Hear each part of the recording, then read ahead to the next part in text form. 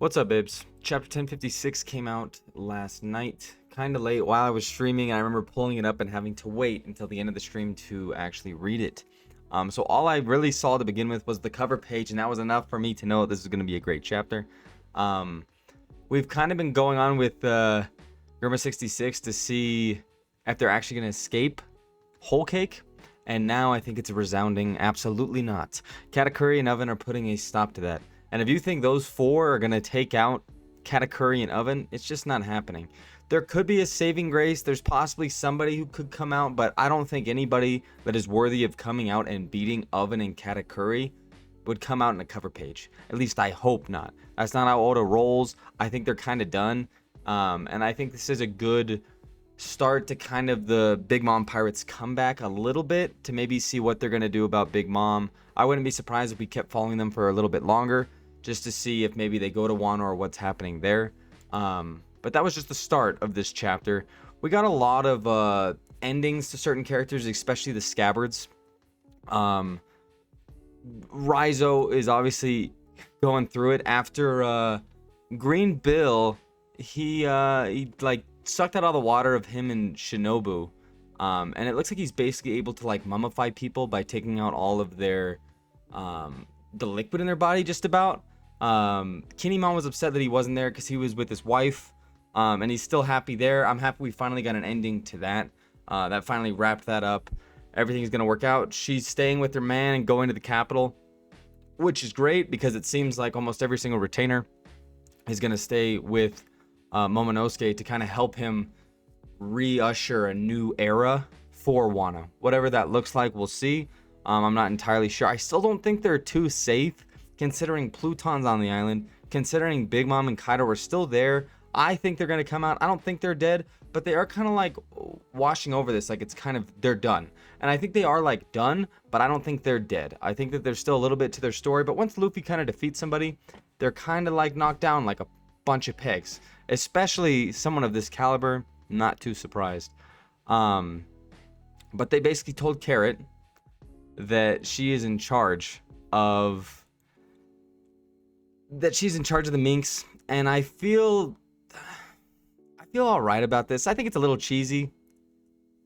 I think it's a little I think partially because Carrot became such a popular character, people were heavily debating that she was going to be a Straw Hat, that I guess you give her a title so that you're sure that she reappears later on in the final arc, when they're probably going to Mary Joie, which the more these new chapters come out, the more it looks like that they're ending there. They're not actually ending with the One Piece, but those things will probably coexist just because, I mean, for at least me, it's kind of combining the whole season, what I think the One Piece is, and I think that's going to come to a culmination at the very end, which is this whole war, which is the Great Cleansing, which is all that kind of mushed together. So giving her a position of power, I guess we're going to see her again. She's going to maybe be important a little bit later, coming in on Zou with the Minks and all the samurai and stuff. I could see that definitely happening. Oden's dad, and they're all like, yeah, we know you were Oden's dad, except Kinemon. Kinemon continues to be the gag of, I don't know what the hell's going on, but it works out anyway. And I like that they kind of kept that to the end. The Straw Hats did kind of leave, though. Momonosuke and Kinemon, two people they've been traveling the entire time together, along with Kanjiro, but he was a bad guy. So these two, they kind of just left on the shore, and they're like leaving. But that's kind of what the next chapter is probably going to look like. We finally have a break. I think it was like 3 chapters in a row, which is great. But I think it's going to be basically them rushing with Yamato, saying bye, and her hopping on the ship, and them kind of going on their way. But says bye to everybody. But before that, they have a lot to discuss. Now that Pluton and the Lode Poneglyph are known by 3 substantial pirate crews, it's kind of interesting to see what maybe happens next. I'm glad that they brought Franky back into this, because it was a little confusing. I was like, all right, I thought Franky had the blueprints to this, but it's already been created. Or everyone's saying it's a countermeasure, but I'm like, are we sure about that? Like, I don't know if that's the case. It does point to that, just because if it is an ancient weapon, kind of like what it takes to maybe destroy it, because it's going to be a problem. But Franky talks about it. They asked Luffy if he wants it, and he's like, nah, because of course not. Because of course Luffy would never feel like he's stooping low to get a weapon an ancient weapon that seems kind of broken, and he's like, I'm just trying to adventure, like I'm just trying to do my thing, which I love, because I think that like just nonchalant of him being like, no, I don't want it, is gonna hold such gravity at the end. Because I think the ancient weapons are gonna start to split between people, like emperors and very important people, and they're all gonna kind of come to the end, and I don't think everybody's gonna be able to gain their one weapon. Is that why Shanks is there? That would kind of make sense. The reason I say that is because Odin, for example, wants it open. And I'm glad that they brought it up. They say, why would Odin want to unleash it? An ancient weapon that's known to like destroy, conquer, and be this machine of absolute terror. Why did he want to release it? And just knowing who Odin is, there has to be a point to it. He was on the trip to Laugh-Tale. He was on the same crew as Shanks, and I think Shanks might understand that that's something that he needs. Is that the reason he's outside? It's kind of pointing to that, but I think the ancient weapons are going to start to play a big factor, and it's going to happen soon. The reason it's going to happen soon is because Oda said that, hey, like 2-3 years, which is bullshit, but that's what he said. That's what he said, and I think that the weapons are going to start to split, and I think the more I like roll it around in my head, that's what Blackbeard's after. Which one is he going after? Probably like Poseidon or something like that, because I don't think it's time for him to meet up with Shanks yet, but I could see him talking about Poseidon or talking about Pluton here. But he'll probably take Poseidon or something, because the wording that he used the last time we saw him was, it's better to get it before the Marines. Let's get our hands on it before the Marines do. And I think that if the Marines get their hands on the ancient weapons, they're sealed up, because they don't want those used. They want those hidden away, and that's why the history is written. That's why all these weapons are unknown, and a lot of people kind of don't know what's going on with them, especially us readers. Shinobu became skinny.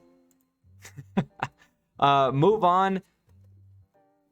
Forgetting on his name, but the Swamp Man himself is saying, and was very interesting, definitely a top part of the chapter, was a certain someone would love to hear about this. Who? He's been with them since Sabaody. He's been around. And I'm just thinking, like, who could he possibly be talking about? Blackbeard is my initial thought. It's got to be initial. He can't be a Marine. The shit he's doing, the person that he is, he can't be an undercover Marine. There's no way that that's the case. I don't see someone like Shanks working with a person like this. And I think it's got to be a big player.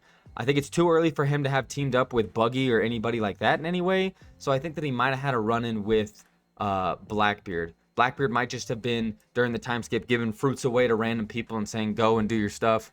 And if you hear anything, you let me know. Because information is so important in this world. So that's my guess, but I'm not sure. But that's another reason why I said that I think Blackbeard is out snooping around for weapons. And that he's like, hey, if you hear anything about this, if you know anything that's going on with these weapons, we're going to need them. Because Blackbeard's a mastermind. He's a devilish individual, but he is nothing if not smart. A few days go by. You kind of see the life of a shogun with Momonosuke. He doesn't seem to be too big of a fan of it yet, but we'll see. And they all leave. Something I noticed too is when he's going around and yelling all their names, he does it in order. He does it in order of how they joined the pirate crew, all of them. Go back and read it, because he did. All in order, which I found cool. And then they all left. They left without saying goodbye, like I said earlier.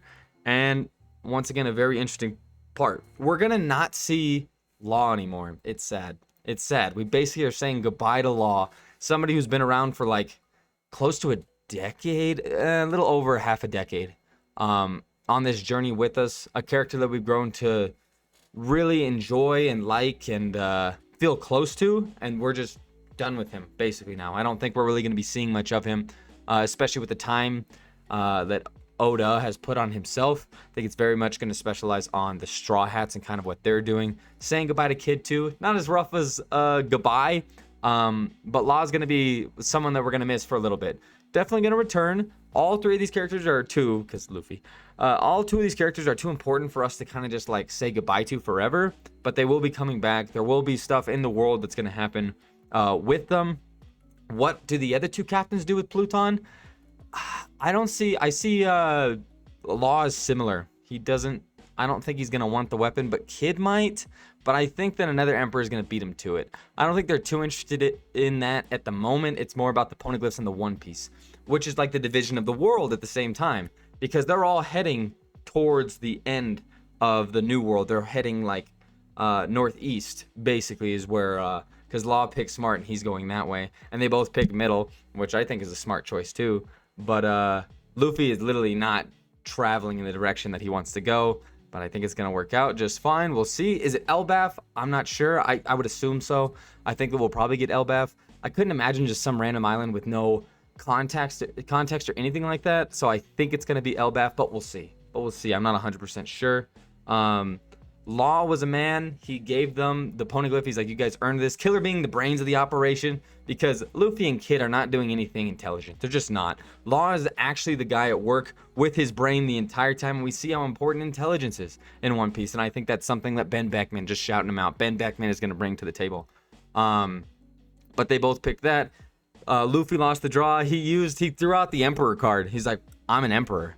And that pissed off Kid, which I loved. I mean, that's solid. And then the most important thing that happened in this chapter, I'm just going to show you for a brief second. I got the chapter up here. My God, if this is not one of the best panels in a very long time, I don't know what is. I saw this panel and I was like, wow. Like, it was just, we had been theorizing, we had been guessing, but the fact that it actually came true.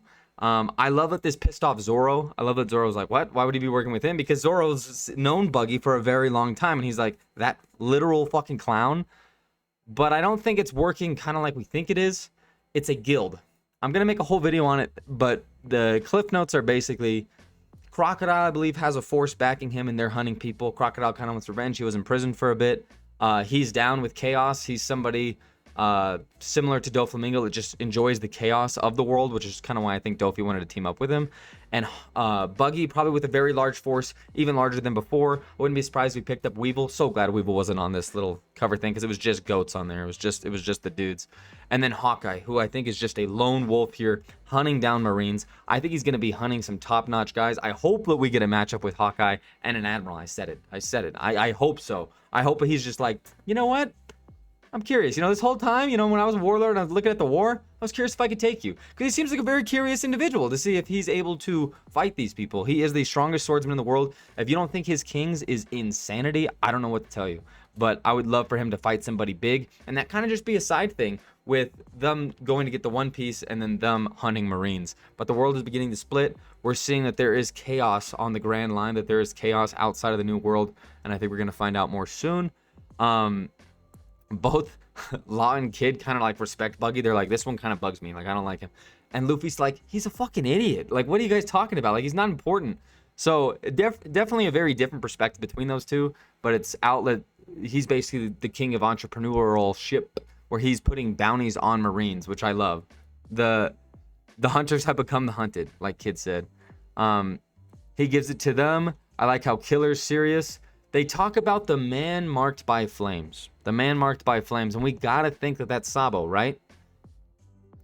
I've seen some stuff that says it's Aokiji, but that's, I guess, possible as well. But I feel like there'd be more knowledge onto where he's at, because he's with Blackbeard. In what capacity and what that means, I'm not sure. But he's in the New World somewhere. So they could be possibly talking about him, but I think it's Sabo. I think he's all over the news right now. I think if they're really interested in somebody, that's kind of who they're learning about, I would assume. But both of those guys, Aokiji and Sabo, are such big players. It really could be either one of them. I would have to go with Sabo, though. I would have to. And especially the reaction that both Robin and Law give Luffy. Law, being as knowledgeable as he is, probably understands their relationship at this point. It wouldn't even be surprised if he talked with Sengoku about it, or like other things going on there. Robin being with the revolutionaries for a little bit and kind of traveling with them, there's no way she didn't get that name at least dropped, and at least maybe starting to understand kind of their relationship. But they leave us there. With the break, and I'm just like, oh, why do you have to leave us there? But it basically ends with Yamato saying that she's going to join, following just like Odin did, and just hopping on the ship to adventure. And I love that. And I think that that's going to be great. I think that's going to be what the next chapter is going to look like, is a farewell goodbye between Momonosuke, Kinemon, and the Straw Hats, and Yamato hopping on board as the newest member of the Straw Hats. So I'm excited. I think we knew Yamato was going to join, and it's finally going to happen. I'm happy about it, and I don't see why anybody would not be happy about it. I think it's somebody with a decent amount of power that will add to the force of the handful of Straw Hats because all these other crews are so big and doing so many things, and they're really just adventuring. So great chapter. We do have a break. I will be making a video next week on the Cross Guild, but it's exciting. This is very exciting stuff, and all 3 of these chapters at the start of the final saga have been great, and I'm very much looking forward to the future. So until then, guys, peace out.